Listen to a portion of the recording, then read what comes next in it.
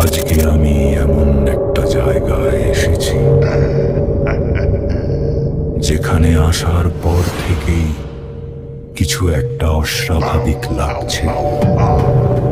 এই ভাঙা দেয়ালগুলো, এগুলো শুধু ইট না, মনে হচ্ছে কারো পুরনো স্মৃতি আর হয়তো কিছু অন্ধকার গল্প লুকিয়ে আছে এখানে।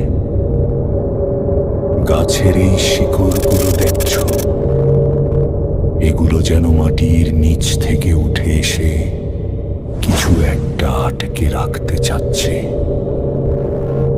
আমি যখন ভিতরে ঢুকলাম, হঠাৎ মনে হলো আমার পেছনে কেউ হাঁটছে, কিন্তু ফিরে তাকাতেই কেউ নেই।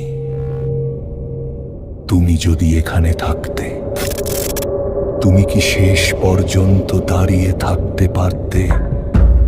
কারণ আমি এখনো বুঝতে পারছি না এই জায়গাটা সত্যি খালি